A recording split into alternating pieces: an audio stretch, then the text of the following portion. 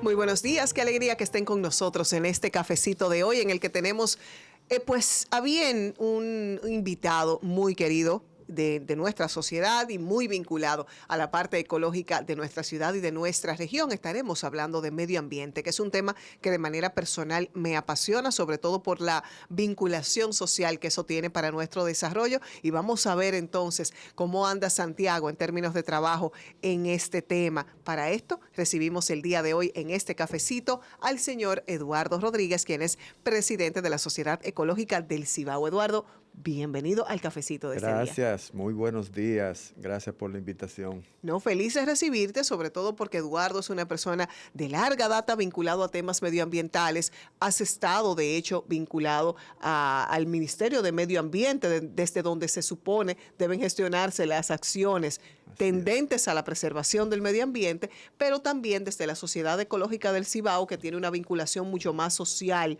y ciudadana, pues ustedes realizan ahí una labor importante. Y yo creo que una de las labores más importantes es el de gestionar información para que la ciudadanía esté enterada de lo que ocurre medioambientalmente hablando. Yo creo que uno de los grandes activos de la sociedad ecológica es precisamente poder haberse mantenido por tanto tiempo orientando a la población sobre un tema que a veces no es lo suficientemente entendido, comprendido, y a veces diciendo cosas que mucha gente no quisieran escuchar. Sí. Pero la parte de la orientación a la población es fundamental, conjuntamente con la parte educativa, que nosotros trabajamos mucho. El tema ambiental, en medio ambiente hay 25 especialidades. Uf. 25.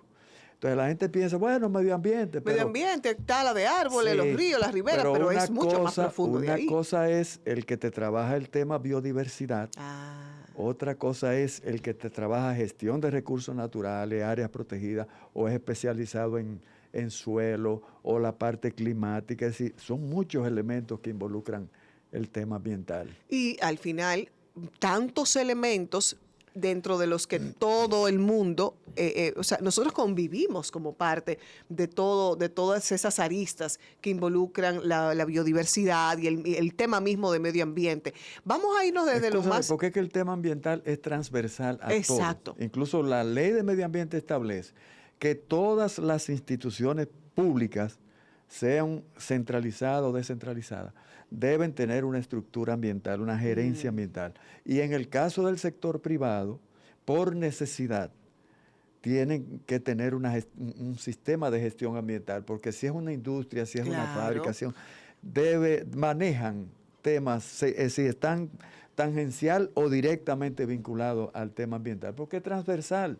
a toda la vida de la sociedad. Y yo creo que justamente por eso nunca será suficiente la cantidad de personas y de gestiones que se hagan en torno al medio ambiente, porque es muy amplio. Pero te decía que me gustaría comenzar desde lo más general hasta lo más específico, que es nuestro país y nuestra ciudad y región. Pero hoy estamos viendo mensajes peligrosos desde mi consideración personal. El mismo tema de que desde la llegada de Trump haya dicho, nos salimos del Acuerdo de París. Y evidentemente eso habla de una gran potencia saliéndose, excluyéndose de esas iniciativas medioambientales que se supone son para beneficiar a quienes no necesariamente generamos el problema, que son ellos. Desde tu consideración y experiencia, ¿qué repercusiones pudiera tener esta decisión para el mundo? Mira, honestamente, eso se esperaba. Sí. Porque es la forma de pensar de Trump y de un grupo de personas que influyen mucho en regiones y en el mundo, que tienen esa forma de pensar. Por ejemplo, Bolsonaro en Brasil. Sí, sí. Tiene el mismo concepto. La Amazonía, no, la Amazonía está cayendo a pedazos, la están deforestando, la están quemando intencionalmente, pero para él su enfoque es que la Amazonía lo que hace debe tener un potencial de producción, aunque haya que eliminar toda la biodiversidad. Trump tiene ese mismo concepto, sobre todo mucho más peligroso porque se trata no del presidente de Brasil, se trata del presidente de los Estados Unidos. Entonces, ¿qué es lo que está pasando? Hay una lucha entre dos visiones del mundo, de la dinámica económica, y es uno que priorizan una economía insostenible, un derroche de recursos, que es lo que pasa con estas potencias, donde los recursos naturales son derrochados, son manejados de manera inapropiada. Entonces están muy distantes de lo que es el desarrollo sostenible. Porque ¿qué es lo que es el desarrollo? Es la búsqueda del bienestar, el crecimiento, la consolidación de los servicios, de un estilo de vida cada día mejor. Eso es el desarrollo. Ahora, el desarrollo es sostenible si usted con ese bienestar no está dejando una huella ecológica, un daño a la naturaleza impresionante, como sucede con estos países desarrollados. Entonces, ¿qué pasa? Con este tema del cambio climático, en la cumbre de París hubo un acuerdo, el Acuerdo de París, que es revisado todos los años en la famosa COP28, la COP29, etc. ¿Y qué sucede? Que ¿dónde es que está el problema?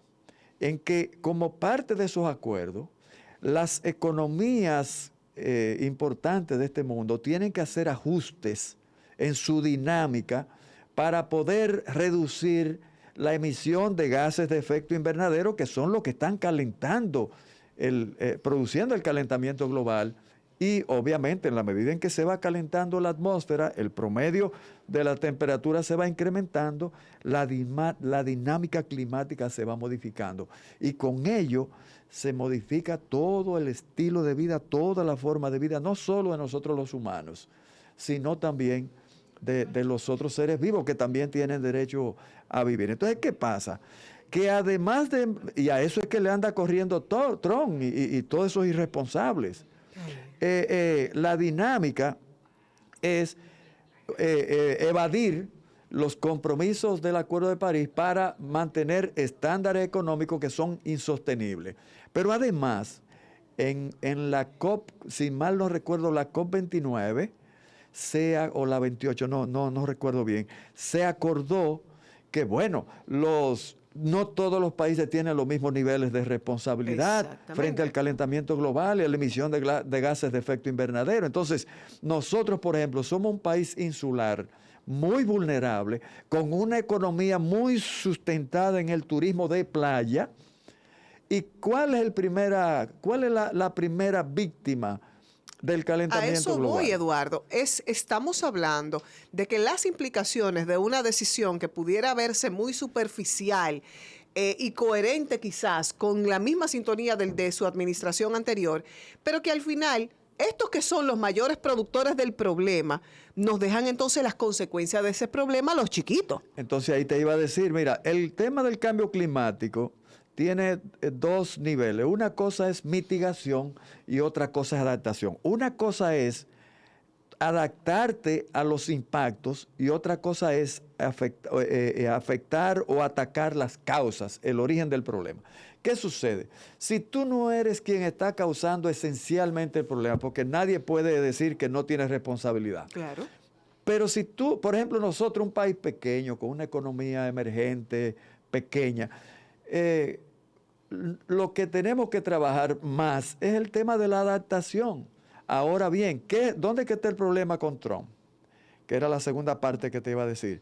Es que en esa COP se acordó que se iban a comenzar a entregar recursos a los países que pudieran ser más afectados con el tema del cambio climático, para que entonces pudieran solventar el tema de la adaptación, para que pudieran ir cambiando, modificando cosas, sus estructuras, su dinámica, frente a los grandes desafíos que ya se están viendo. Entonces, ¿qué sucede? Que una parte de esos recursos, primero no se entregaron, y lo que se entregaron como financiamiento. Sí, se está disfrazando el asunto. Y entonces, estos países están dándole de lado a una responsabilidad global frente a un problema que ha sido fundamentalmente creado por ellos. Porque mira, el problema, por ejemplo, de la capa de ozono, ¿quién fue el principal responsable de ese enorme agujero que se creó? Fueron estos países que comenzaron a desarrollar tecnología en base a los clorofluorocarbonos. ¿De dónde vienen los aire acondicionados? ¿De dónde vienen las neveras? ¿De dónde vienen todos esos equipos que usaban? Por suerte, una cumbre en una cumbre se firmó un protocolo, se comenzaron a tomar medidas, se fueron cambiando las tecnologías y entonces el freón, sobre todo el freón 12, se eliminó de los aire acondicionados, la nevera y de todos esos equipos que lo utilizaban, y entonces viene la respuesta positiva de la naturaleza y vemos cómo, aunque no lo hemos logrado todavía totalmente, se está recomponiendo la capa de ozono, y con ello hay un mayor control de la radiación solar, sobre todo la radiación ultravioleta, que todos sabemos que todavía los científicos dicen que el que se expone al sol frecuentemente de 11 a 4 de la tarde tiene una mayor posibilidad de sufrir de cáncer de la piel,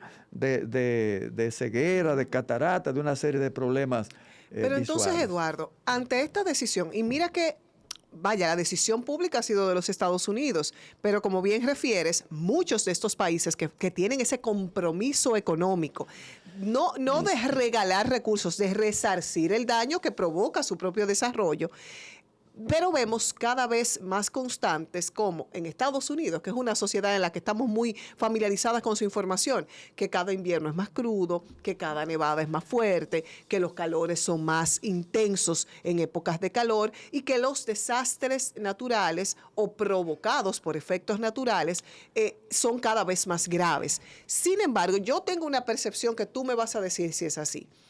Responder a esos estados de emergencia con, por ejemplo, ahora en California, con el tema de los incendios forestales y todo lo que sale más barato que lo que ellos tendrían que dar a nivel internacional como parte de ese compromiso en esos acuerdos. Mira, la naturaleza es benévola, pero también es cruel. Sí, la naturaleza tiene sus dos extremos. La naturaleza te devuelve lo que tú le haces a ella. Y mira la ironía del destino. Nosotros estamos en la ruta de los huracanes, ¿verdad? Sí. Pero los huracanes pueden pasarlo por arriba o pueden pasarlo por abajo. Es decir, pueden pasar por el sur, pueden pasar por el norte y a veces nos golpean. Ahora bien, el continente americano está transversal, está atravesado, como diríamos en el campo, a la ruta de los huracanes. Entonces, alguien en el continente americano, ya en la parte continental, termina siendo impactado por los huracanes. ¿Y qué está pasando con los huracanes? Que resulta que yo recuerdo cuando yo comencé a trabajar, yo tengo 45, 46 años de ejercicio profesional en el área ambiental, y yo recuerdo que eso era una alarma grandísima. Cuando decían que un huracán llegó a categoría 5, eso era una cosa terrible. Y era muy eventual y pasaban años y años. Eso era un fenómeno extrañísimo. Ahora lo extraño es que no lleguen a categoría 5. Incluso hay una zona de Cabo Verde en la costa de África que por razones, ahí se dan unos procesos convectivos que son muy propensos a generar disturbios atmosféricos. De ahí que comienzan casi todos los ciclones. Pero ¿qué sucede? Esos son los que más nos afectan a nosotros. Pero a veces tuve un disturbio que comenzó aquí, en el Caribe, y nosotros no lo sentimos. Y de repente hay un huracán categoría 5 atacando la Florida o atacando el sur de Estados Unidos. Por ejemplo, ¿cómo se llaman esto? Se me fue el nombre, más abajo de New Jersey, las Carolinas. Bueno, comenzó un fenómeno aquí, se aceleró y en un trayecto relativamente corto, terminó convirtiéndose en categoría 5. ¿Y quién es afectado? Claro. Ellos. ¿Y cuál es el costo? ¿Cuánto le cuesta a Estados Unidos? ¿Cuánto paga Estados Unidos, por ejemplo, ante el impacto de un huracán categoría 5? Y eso es todos los años. Tiene que ver con el tema del cambio climático y del calentamiento global. Pero el tema de los incendios forestales, mira, en los incendios hay áreas en el mundo que los incendios son parte de la dinámica ecológica. Vamos a hacer algo, Eduardo, porque ese tema de los incendios forestales, y que lo vemos reciente, por ejemplo, porque ocurrió en Estados Unidos, pero que aquí es cada vez más constante, yo quiero que lo abordemos después de la pausa para no interrumpirlo, porque hay una conciencia adicional sobre esa problemática. Pausamos en este momento y al regreso continuamos esta conversación interesante con Eduardo Rodríguez, presidente de SOESI.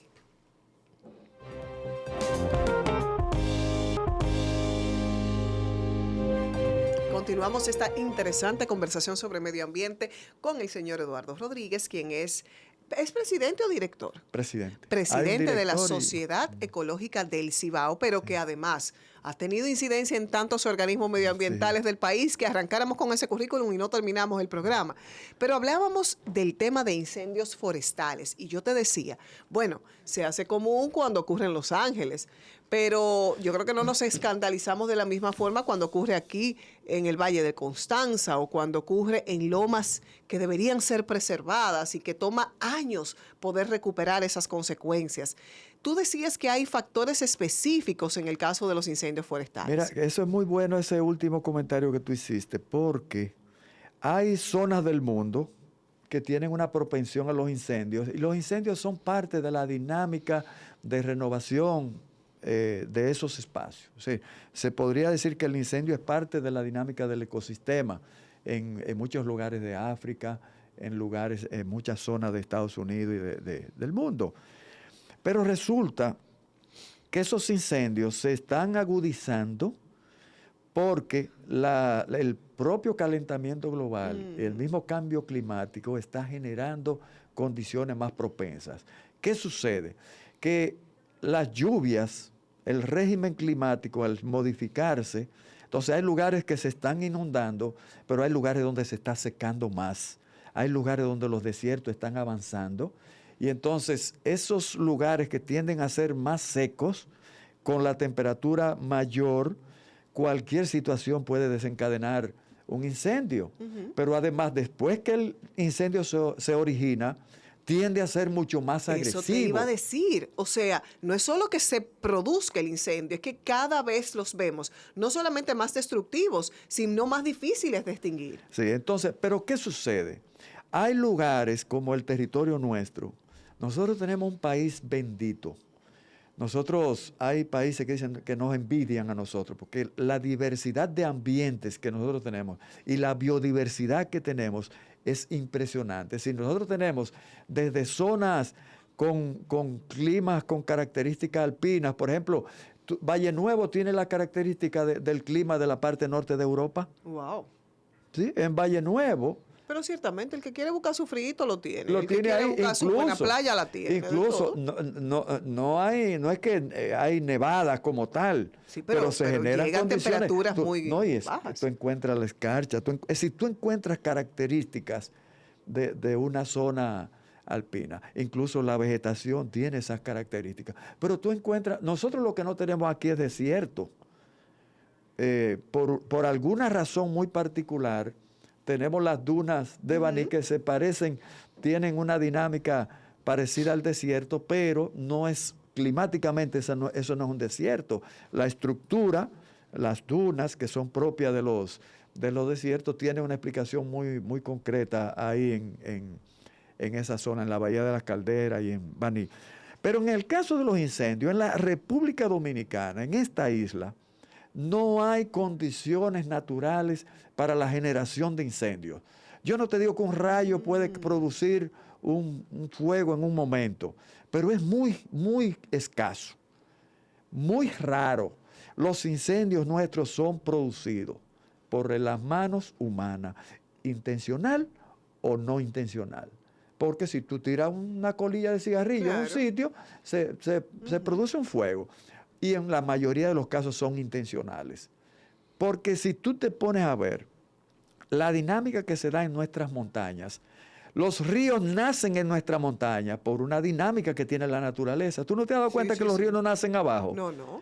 En la montaña hay una serie de condiciones que sería muy largo explicarlo ahora, le llaman efecto Phong, efecto pantalla, donde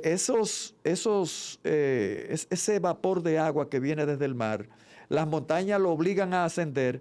Por cada 100 metros que se asciende, la temperatura baja 1 grado. Por eso tú ves que cuando tú vas avanzando hacia una montaña, subiendo, más frío, más fresco, más fresco. Entonces, el vapor de agua necesita calor para mantenerse. Si el agua, para mantenerse en forma de vapor, necesita calor. Si tú lo que encuentras es un espacio frío, tienes que precipitarte. Eso es lo que pasa con el agua. Por eso los ríos nacen allá. ¿Y qué pasa? Que los suelos de nuestras montañas, más del 80% son suelos clase 7 clase 6 y clase 8. ¿Y qué es eso? Los suelos, nosotros tenemos 8 categorías de suelo. Los suelos mejores son los suelos de Moca, son clase 1, que lo están urbanizando, ¿verdad? Pero los suelos clase 8, para los agrónomos, son los suelos más malos, pero son los suelos más importantes desde el punto de vista hidrológico, porque son los suelos que están acompañando las nacientes de los ríos. Okay. Pero los suelos clase 7 tienen la característica de que son muy vulnerables y son la mayoría de los suelos de nuestra montaña. Los que regulan el caudal de los ríos son los suelos clase 7. ¿Y qué está pasando con los suelos clase 7? Que estamos produciendo incendios y por eso lo traje a colación. Generan un incendio. Cuando tú vas a los 2 años, lo que encuentras es una finca ganadera. La ganadería es un cáncer que se está comiendo los bosques, destruyendo los suelos y con ello destruyendo los ríos. Vamos a pausar porque estamos llegando al punto donde yo quería y cómo de manera deliberada ha habido un pasivo de irresponsabilidad histórica en nuestro país y cómo eso se ha ido haciendo más grande a la vista de todos, pero nadie toma acción sobre eso, por lo menos no con la contundencia que yo entiendo debería hacerse. Pausamos en este momento. Al regreso, continuamos con esta conversación. Eduardo Rodríguez, presidente de la Sociedad Ecológica del Cibao.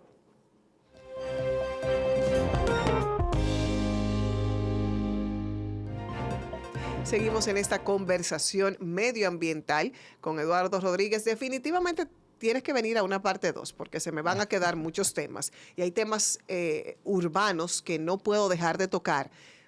Más o menos tocamos el tema de la ganadería al que regresaremos, pero no puedo dejar de mencionar o dejar de solicitar tu valoración. Si bien este tema que se está realizando en el arroyo, río, porque hay algunos le dicen río Gurabo, otro arroyo Gurabo, pero estos trabajos que son muy significativos en términos medioambientales desde mi punto de vista en Santiago, pero que de igual manera todavía no tocan ese problema de otras cañadas que tienen que ser intervenidas regularmente y que producto del mismo cambio climático y de cómo cada vez los efectos de los fenómenos naturales son más difíciles de lidiar, pues ponen de manifiesto que hay mucha necesidad todavía. Tu valoración sobre los trabajos en el arroyo Río Gurabo, este saneamiento multimillonario, y qué repercusión va a tener eso en el futuro inmediato, pero sobre todo otros puntos que será necesario intervenir. Mira, nosotros en la ciudad de Santiago, nosotros estamos en la cuenca media del río Yaque del Norte. Incluso la ciudad de Santiago impacta las 2 grandes cuencas del país. Por ejemplo, si tú estás en la fortaleza Fernando Valerio, en el Club de los Militares, ahí mismo donde está el medio ambiente, si comienza a llover hacia el este, esa agua llega al río Yuna. Hacia el oeste, y mira lo cerca que estamos del Yaque, hacia el oeste viene hacia el Yaque. ¿Qué sucede? Que Santiago tiene alrededor de 60 cuerpos de agua, ríos, cañadas, ríos más o menos pequeños, el río Yaque también y muchas cañadas. El sistema Pontezuela-Nivaje tiene 15 cañadas solamente. Gurabo, el río Gurabo tiene también su estructura. ¿Qué sucede? Que la gente piensa que sanear un cuerpo hídrico es invadirlo, agredirlo, desaparecer la franja ribereña, revestir como si fuera un canal de riego el río, y lo estamos saneando. Tú dices, bueno, es importante que se tomen acciones para reubicar esas familias que normalmente invaden las riberas de los ríos, y las invasiones se producen con complicidad. Tú te pones a buscar la historia de más de 60 asentamientos precarios que hay en Santiago en orillas de cañadas, y todas tienen algún nivel de complicidad. Sí. Todas. Entonces, bueno, pero lo importante es que se tome medidas para reubicar a esa familia. Ahora, la reubicación de la familia nosotros tenemos que aplaudirla. El rescate de los 30 metros que corresponden a cada curso de agua y transformar esos espacios en parques urbanos. Ahora, ¿dónde es que está el problema? Nosotros decimos, bueno, bien, las aguas residuales ¿están pasando o no están pasando? ¿Logramos eliminar los efluentes contaminantes? Muy bien. ¿Logramos reubicar la familia? Muy bien. Ahora bien, un ecosistema tiene una dinámica que si tú no las respetas, va a crear problemas también. Es decir, tú dices, bueno, los cuerpos urbanos, las intervenciones que se hacen en el mundo son agresivas porque hay que adecuar la estructura ecológica a las condiciones urbanas. Y tú dices, bueno, en muchos países del mundo te le hacen un muro en los dos lados a un río si es grande, le hacen una avenida y es un río urbano. Ahora bien, la naturaleza lo que reclama es que se respete su dinámica.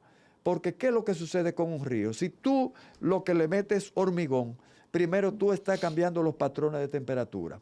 Al cambiar los patrones de temperatura, tú produces una modificación completa en la biodiversidad. ¿Por qué? Los microorganismos iniciadores de las cadenas alimenticias son muy sensibles a los cambios de temperatura. Entonces, cuando tú en una empresa tienes una caldera y para enfriarla utiliza agua, aunque esa agua esté limpia, si tú le estás tirando esa agua caliente al río, tú estás contaminando porque tú estás modificando las condiciones térmicas del agua y por lo tanto muchos microorganismos van a desaparecer. Entonces, hay que entender la dinámica de la naturaleza. Nosotros podríamos entender, en SOESI somos muy críticos de esas intervenciones que a la larga, esas intervenciones agresivas, que son ingenieros civiles que lo que buscan es ganarse unos pesos con eso. Todo el mundo sabe, que todo el que entiende de la naturaleza sabe que usted puede sanear, que usted puede reubicar, que usted puede eliminar las aguas residuales sin tener necesariamente que producir una intervención agresiva. Incluso usted puede hasta tener sus calzadas de ejercitación, usted puede tener sus parques, pero no puede ser que lo predominante en el tratamiento de un río, en el supuesto saneamiento, sea eliminar el río. Mira, en Santiago hay más de 40 lugares intervenidos y lo que se hace es tapar el río. Ahora por suerte no lo taparon, simplemente le hicieron un revestimiento trapezoidal para estabilizarlo, lo cual tiene su impacto desde el punto de vista ambiental. Entonces nosotros decimos, nosotros quisiéramos ver un día un saneamiento que esté sintonizado con la naturaleza, porque la propia temperatura la temperatura media de la ciudad es una isla de calor, dicen los científicos que estudian el calentamiento global, porque se concentran los gases de efecto invernadero, se impermeabiliza el suelo y entonces tú lo que estás generando una dinámica donde los patrones térmicos se incrementan. Si tú los mecanismos de control térmico que son los ríos en la zona urbana, tú lo que estás haciendo es impermeabilizándolo también, metiéndole estructuras que lo que hacen es elevar los niveles de temperatura. Entonces, como que estamos haciendo una contribución medio chueca a lo que es el saneamiento. Ahora bien, yo quería destacar algo en el caso de Santiago. El sistema Pontezuela-Nivaje tiene una función estratégica en la ciudad de Santiago y debiera ser la primera intervención que se pudiera producir por lo siguiente. El río Gurabo desemboca por debajo de la toma de los canales que irrigan el Valle del Cibao Occidental.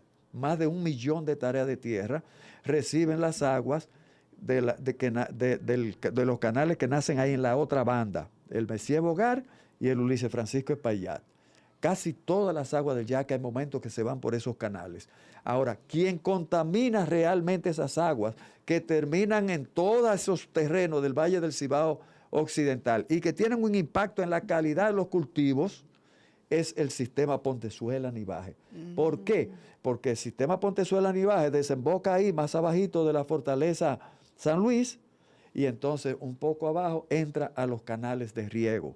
Y eso tiene un efecto, incluso nosotros tenemos información de que en algunos momentos hay productos de exportación que han sido devueltos o no se han podido exportar porque tienen una concentración de tóxicos muy alta que no es aceptada en muchos países. Uf, bueno, Lo que le llaman la residualidad tóxica. exactamente. Pausamos en este momento al regreso a la parte final del cafecito porque tendremos que hablar justamente de esa impermeabilidad que también se traduce a nuestras calles y que ahora, con 2 minutos de agua, vemos inundaciones urbanas que años atrás no veíamos y esos daños multiplicados. Al regreso, en esos pocos minutos, abordaremos ese tema. No se lo pierda.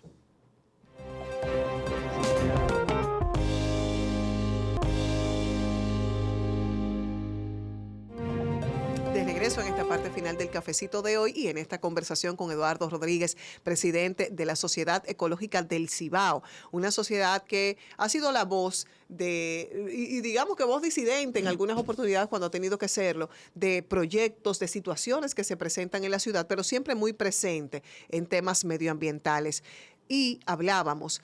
Se ha dado el caso en Santo Domingo, quizás de manera más visible, pero en Santiago también la realidad de que esas lluvias que antes no producían el nivel de daño por el tiempo de lluvia o por la cantidad de agua caída, pero que ahora vemos que provocan inundaciones, que ahogan vehículos, que afectan viviendas y que cada vez son mayores las cantidades de familias afectadas por estas situaciones.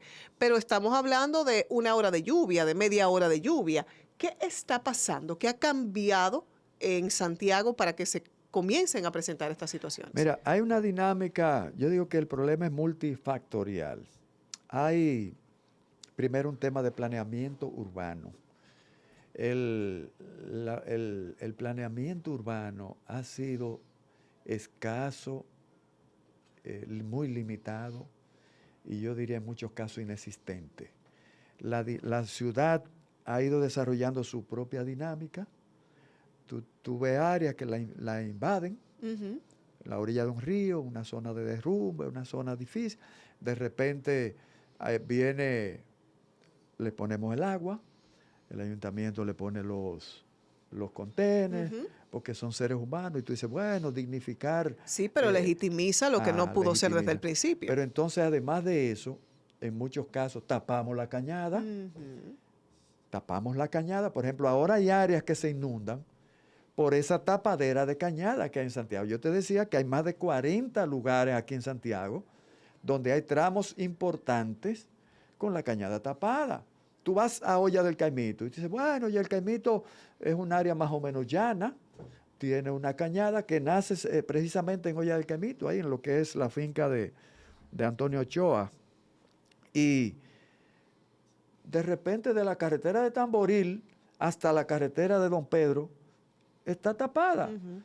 Y cuando tú ahora, tú dices, ¿quién diseñó esto? ¿Quién hizo esto? ¿Cuál fue el criterio? Bueno, le levantaron 1.20 metros, más o menos 1,5 de ancho, y la gente feliz porque le hicieron una calzada encima del arroyo. Pero y el ingeniero que construyó eso sabía que estaba manejando una cuenca donde hay un movimiento lateral enorme. ¿Y qué pasa con Olla del Caimito? Entonces, cuando llueve y toda esa agua viene buscando su arroyo y lo que encuentra es un muro, usted lo que ha generado es un campo de inundación. Yo recuerdo un señor mayor que me decía, mire, cuando yo veo un nublado ahí me pongo a temblar. Digo yo, ¿y qué pasó? Yo dice, no, mire, el agua llega hasta el zinc, hasta el techo. Digo, dicen, y los muchachos, los que saben nadar, lo utilizan como un charco para nadar. Digo, ¿y usted qué hace? Dice, no, yo me voy donde una hermana que vive un poco más arriba. Digo yo, y los enseres suyos, la cama, esas cosas, si no todo se moja, y yo tengo que esperar a que se seque. Un tipo que vive hacinado, vivía cerca de la cañada, pero obviamente la cañada drenaba el agua cuando llovía. Claro. Entonces, esas intervenciones con tan poco criterio, solamente con el objetivo de ganarse unos pesos, ha sido terrible. Miren, Santiago no tiene una orografía como para que se inundara una sola pulgada de tierra. Es decir, si tú te pones a ver, Santiago tiene una parte alta, que es la zona, si se quiere, por ahí, de esa llanura, esa planicie, que desde La Paloma, Colorado, toda esa zona, viene entonces una derivación por donde está el Home, ¿verdad? Viene bajando, buscando la cañada, el río Pontezuela, Ok, luego entonces está el Cerro del Monumento. Si tú te pones a ver la orografía, es decir, el relieve del terreno en la ciudad de Santiago, no es regular, Santiago no es llano. Y entonces, ¿por qué el agua tiene que acumularse? Porque han habido muchas intervenciones sin una debida planificación y sin conocimiento, y quizás con mala intención. Yo te puedo poner el caso de la Cañada Julia, donde está el Huacalito, donde está el metro, que ahí estaba Pollo Victorina, Sí, estaba, bueno, había un cine que se derrumbó y mató yo no sé cuántas personas. Ahí había una laguna que era el nacimiento, o es, porque la naturaleza no se quita. Así no se da por vencido tan fácil. Ese es el nacimiento de un arroyo que se llamaba Cañada Julia. Ese arroyito atraviesa la 27, entra a los jardines, dividía en aquel momento lo que eran los jardines nuevos de los jardines viejos, como le decían antes, pasa por el Oquet, luego allá en la entrada del ejido entra al, bueno, se me olvidó el nombre del sector, finalmente pasa por Pueblo Nuevo, todo está tapado. ¿Qué sucede? Que la cuenca de esa cañadita comienza en el Centro León, en el León Jiménez.